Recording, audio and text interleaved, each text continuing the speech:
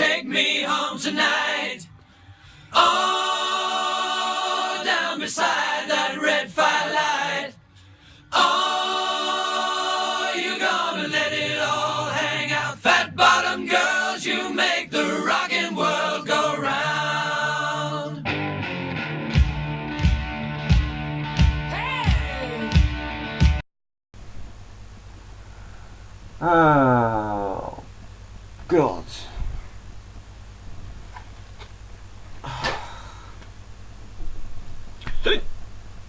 There is a story behind this, and it is very important you realise this.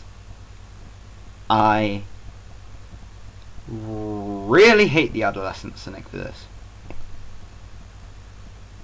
He challenged me to do a review of my least favourite movie in the universe, Alien vs Predator, and he would do a review of Alien vs Predator Requiem. And so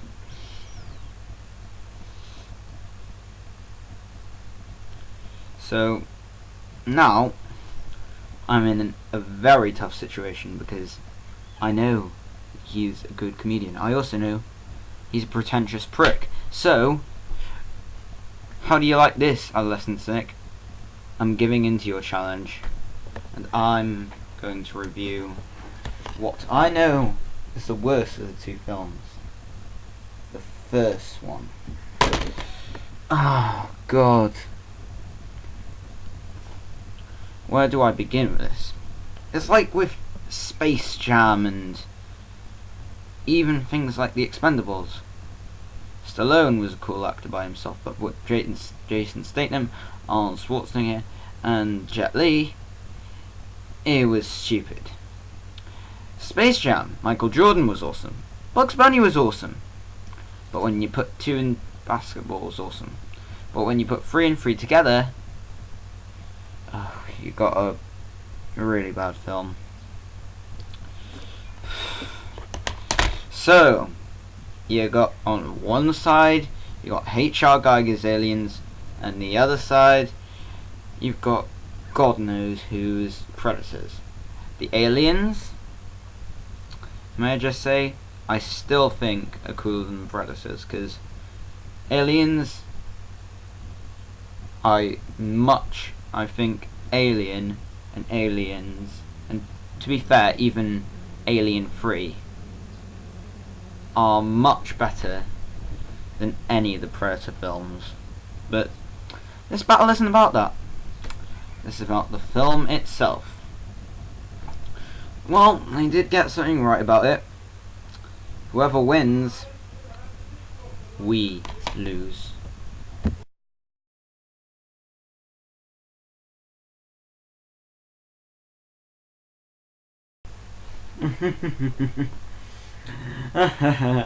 The death of thousands of African children. Utterly hilarious. Oh, God, I have to go back to Alien vs Predator, don't I? Well, just as to say, no goats, no glory. Predators are the fakest things you'll ever see. I mean, it's faker than Predator 2. But unlike Predator 2, it's not like the point where it's bad, but it's hilarious. Aliens. They just look like spazzed up people with hands that's just not natural. Oh, God, I'd rather watch 1 million people die of cancer than watch this film. Oh, yeah. Well, if you read the comics and you played the game, they did get Mr. Wayland right. They didn't get the facehuggers right. I mean, does that, okay, look like a 2004 facehugger? And also, age rating. Age rating. Complete bull. That wouldn't even deserve a 12. Well, maybe it would deserve a 12. But that's besides the point. 15, it is not. Oh, it says contains moderate horror and violence. Well, do you know what else contained moderate horror and violence? Deja Vu, and that was actually quite a good Denzel Washington film. And also, 20th Century Fox. When will you learn? People don't like it when you put out half-baked films. I mean, sure, you got Alien vs Predator, but you've also got the League of Extraordinary Gentlemen. You have, you've got Moulin Rouge. You've got some. Well, let's be fair. You did produce the Rocky Horror Picture Show. Someone does deserve some credit for that. But still, the plot is like something out of a really bad 90s film. I mean, come on. Even Michael Bay could come up with a more convincing action-filled plot. Although, unlike the second one, it is marketed as an horror action film rather than horror film. The bad thing about that, though, is that it is neither cool nor scary. I'm sure the adolescent cynic will go into detail on this on Requiem, but people get tired of jump scares. I mean, if you're a 15-year-old and you've never seen a horror film before, which for a 15-year-old would be a stretch, but you wouldn't find that scary. I mean, I've seen scarier things than the Wolfman. And even if the Wolfman didn't make him look like a stupid, hairy dick, they kept to the original designs. These things. Their blood. It's like, have you ever bought some of that science putty from Centre for Life or any good science shop where you can get it like green hanging from things? That's the alien blood in this song. And also, the idea of the Proto using part of the alien's skull is the thing. I suppose it's clever as a shield for the woman. I suppose that's a clever idea. I mean, you've got the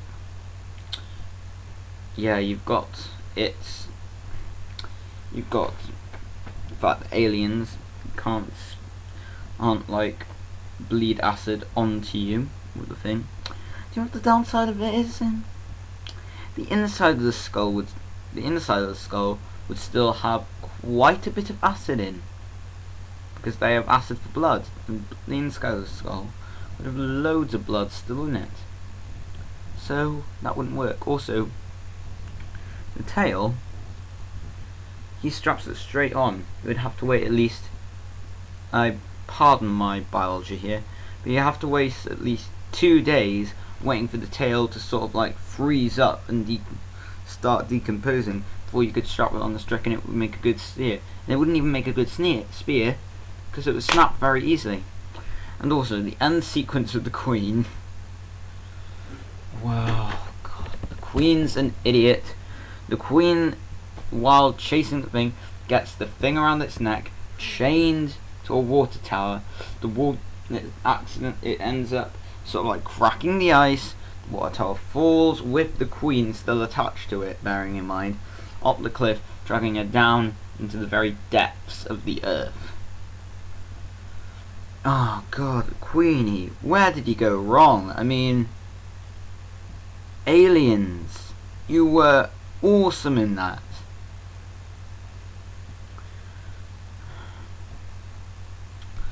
I guess the only thing that could have made that scene any good whatsoever is if the main characteress, I can't even be bothered to remember her name, went up to her and said, "Get your hands off her, you bitch!"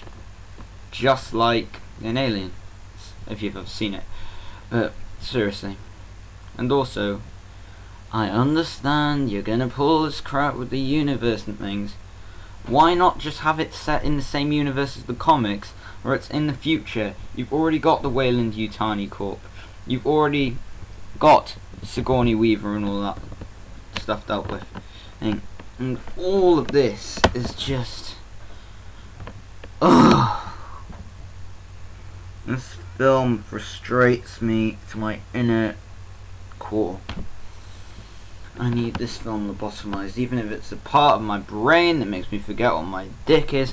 I still want it lobotomized. Please, please, Cthulhu, save me from... oh!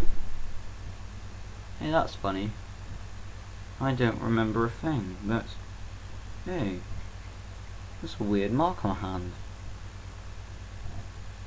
I've been blessed by Cthulhu. Oh, no. No. Oh!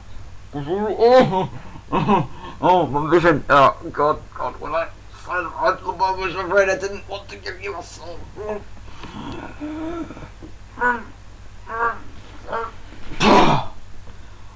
Oh, God, I've got a headache. No, Cthulhu, just... later, you just stay down there. Yeah, you can take a piss if you want, yeah, I suppose. Oh, God. Anyway, to cut this short, Cthulhu's in my bathroom. I need to see to Cthulhu and worship him and beg him not to enter my mind.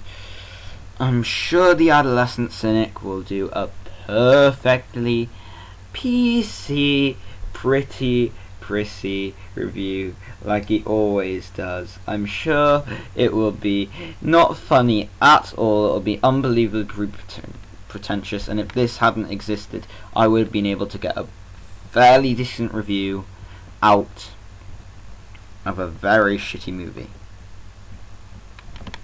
And by the way, I was planning to do a review of New Moon. Adolescent Cynic, if you ever call that an easy target again, think of the amount of Twilight fans I'm gonna have to pull a spade out from my thing. It's gonna be like Dawn of the Dead. They'll be crashing, arms spouting through my windows trying to get at my soul. Cthulhu will be all on the rage. I'll have people knocking at my door. I'll have mobs. It'll be like the French Revolution, simply because nobody can take the idea that I don't like a Twilight film.